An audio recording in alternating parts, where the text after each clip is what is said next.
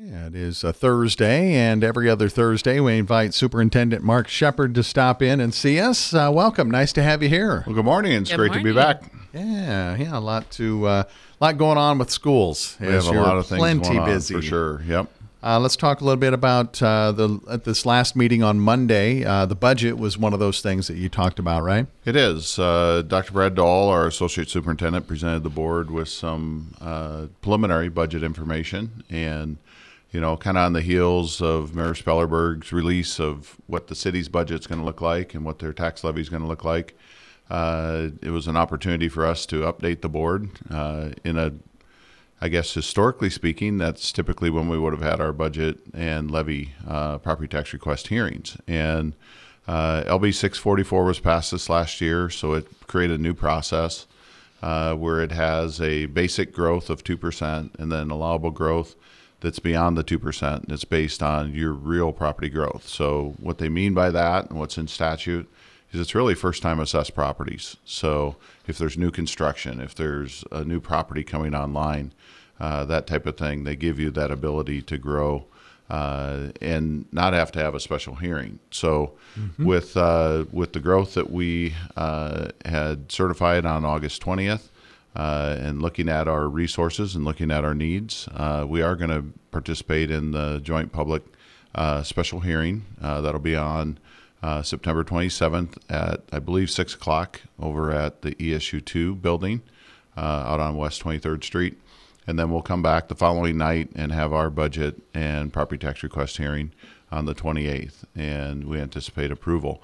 That whole process was designed for transparency, and we've been really transparent with everything that we've done for many, many years, and we share everything publicly. We have everything on our website, and so hopefully this new process doesn't confuse the public. It is. You really have to dig into it to understand exactly how it works, don't you? Yeah, you're going to get a postcard in the mail, and the postcard's going to have all the taxing entities that are exceeding that allowable growth, and it's going to spell out what last year's levy was, what this year's levy was, last year's property tax request, this year's property tax request, and it doesn't give, in my opinion, maybe the correct information, because when you look at a school district budget and you look at how we're funded, we really have two major sources of funds, and we have property taxes and we have state aid. We get about 7% of our money in a normal year from the federal government, but the rest of it is pretty much generated locally. The two funds interplay with, or the two sources interplay with each other. State aid is based on a formula that's needs minus resources equals state aid. The needs are the students and the cost to educate them. The resources are what can you generate locally, and property taxes is the lion's share of that. What's left then, the state by statute is comes alongside you and supports. And the difficulty is a lot of times the state has to back into that number because it's based on appropriation. It's based on the available funds at the state level. And so you end up on a little bit of I'm going to call it a roller coaster ride. Others have called it a yo-yo effect. So we saw this year, August 20th, an increase of about 9.1% in our assessed valuation. At the same time, we're seeing an uptick in our state aid. A year ago, we saw a decrease in our assessed valuation. The past 2 years, we've lowered our property tax levy. This year, we're going to keep it flat. We're going to keep it the same. The voters voted last September on the bond issue, and we committed to the voters at that time that we would maintain a bond fund levy of 19.3 cents. And so that's also included in this budget. But with that said, we've had some student growth, so our needs have gone up, but they haven't gone up 9%. And so next year we'll anticipate a reduction in state aid. And that's just kind of how the process works. Yeah, it's kind of odd as far as the state aid works. Could you maybe just review, I don't know, maybe the last 3-4 years? I know you haven't received any money, and all of a sudden this year, we're going to get money. Yeah, we've actually seen a reduction in state aid the last 2 years, a little over $2.5 million. Last year, to balance our budget, we had to dip into our cash reserves. And at the same time, there's three different, for school districts across the state of Nebraska, there's 3 different limitations that come into play. So you have a levy limitation, and that's a maximum levy of $1.05. There's a couple of exemptions to that, but they've even kind of squeezed those down. We have a budget growth limitation, and you have to stay within that budget growth limitation. And then you have a maximum cash reserve limitation. And for large school districts, I think it's 800 students and more, it's 25% of your overall operating funds. And so when you interplay those 3 limits together, sometimes they work well, sometimes they don't. And so we build a budget based on our needs. We build a budget based on the students that we have and the programming that we have. And then we have to spin that budget through the state portal to identify where do we stand on each of those limitations. And then we have to make adjustments. Okay. Maybe talk a little bit about student growth for this year. You know, where you stand now, anyway. Yeah, for right now, we're up about 70 students from last year as of yesterday. And that's pretty sizable growth. You go back for the last 10 years, we've grown probably about 600 students total. And that's after probably the previous 10 years growing maybe 100, 150 students. Okay. And so we are experiencing real growth. Several of the bond projects are designed to tend to that growth. We have the 3 elementaries that are going to be rebuilt, and that's Washington, Howard, and Claremore. And all of those are going from a 3-section building, so 3 kindergartens, 3 first, 3 seconds, up through 4th, to a 4-section building. So that allows for some growth. Johnson Crossing, when it was designed and built, the core areas, so the media center, the commons area, the lunchroom, and the gymnasium were built to handle more students. The classroom pod areas were built for what was there at the time, with some limited growth. But we'll be putting 2 additions onto that building to accommodate growth as well. And then as we look at the high school and we look at the CTE center and what that's going to allow for, it's going to provide some additional opportunity for growth as well. The middle school is really well positioned for growth. That building was built for 3 grade levels, as you recall. 6th, 7th, and 8th were there when it initially opened in 2001. Right now it has 7th and 8th grade in it. And so it's not quite a third that's available for growth. And some of those spaces right now are being used for other purposes. But that building was really designed for about 1,050 students and has probably around 750 currently. And the Johnson Crossing building, with this new addition, when it's done, would be poised for about 1,050 students as well. The other thing about student growth is it never comes exactly where you want it. And it also, it's also not just overall growth of students, but sometimes it's growth within subgroups of students. And so we have a few hot spots in the district right now. We have some larger class sizes than we would like at the lower level, kindergarten and 1st grade, in particular at Washington and over at Milliken Park. And so we're looking at some strategies to resolve that. We're also seeing a hot spot at the high school as far as our English language learners, or multilingual learners as they're termed now by the federal government.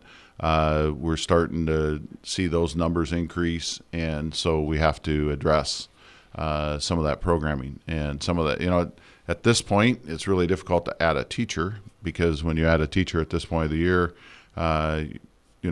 they're hard to find. They're hard to find right, during the normal hiring season. They're almost impossible to find right now.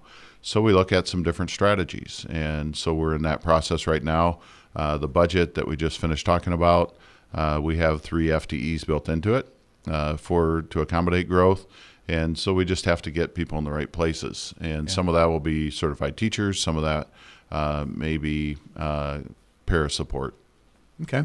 I know you can, obviously with the student growth thing, you can kind of forecast where you're going to see those, especially in the kindergarten and 1st grade classes. You can say, whoa, we're getting quite a big number here at Washington or at Linden, wherever it is.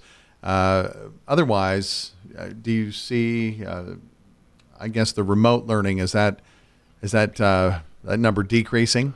Yeah, we don't use remote learning at all right now, with very few exceptions. The exceptions would be a student who maybe, for whatever reason, is homebound And we had that before COVID. A lot of people didn't realize that, but if you had a student who maybe had a surgery or had some other type of situation where they needed to be homebound for a period of time, then they could do some remote learning. And that's the only place we have remote learning.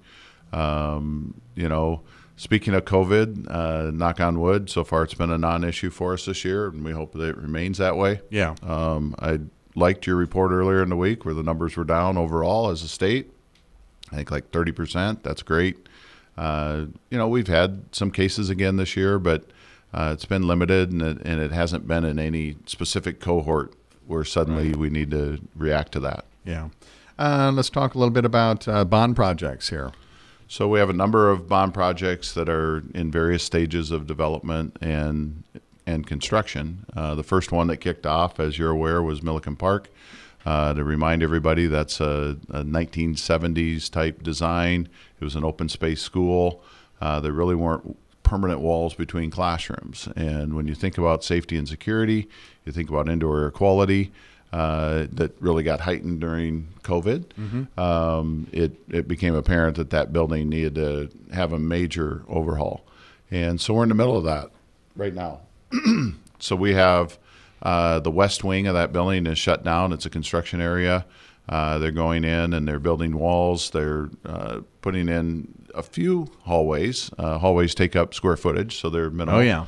But new HVAC system, new lighting, new flooring. When they're done with the west wing of that building, they'll move over to the east wing and they'll do a similar process, and they'll just kind of work their way around the building. The other thing that building is getting is the ground source geothermal HVAC system. And so the wells are all in. They've now put a basically a room underground. It's a tube that gets buried below the ground. It's accessible through a manway, and it brings all of the piping from the wells into that one location, and then the water flows into the building from there. You know, to refresh everybody's memory on that, the ground source geothermal really leverages the ground temperature. And in Nebraska, we're fortunate. We have an aquifer underneath us, and the constant ground temperature is around 56 degrees. So in the wintertime, you heat the building starting at 56 as opposed to whatever the temperature is outside. And in the summertime, you cool the building starting at 56. Yeah. So that's the first project. Lenahan is the second project. We moved our Learning Center program to our East Meeting Room in our building at Main Street. We moved our Pathfinder special ed program and our 19 to 21-year-old program over to the former Davenport Elementary. Okay. And so they'll be there for 1 year, and that building gets an indoor air quality overhaul, finishes overhaul, just creates a better space for our students. The well field at the high school is well underway. About, I'd say, a little over halfway done now with the wells. They're slated to be done in early December, and so we're hoping for a little later winter this year. And once those are in place, then they'll be able to start working their way through the building as they transition the building over from a kind of conventional boiler heat pump system to a ground source water heat pump system. Much better. Much better. And the indoor air quality will be vastly improved. Big day today. We have 3 buildings that are bid today. I think it's at 1 o'clock. It's the 3 elementaries that will be replaced. That's Washington Elementary, Howard Elementary, and Claremore. And the first 2, Washington and Howard, will be replaced on their site. And then we made the announcement earlier this week that the new site for Claremore's replacement will be in the Deer Point subdivision. So to get people's bearings on that, it'll be basically straight south of Sonic, and you'll access it through that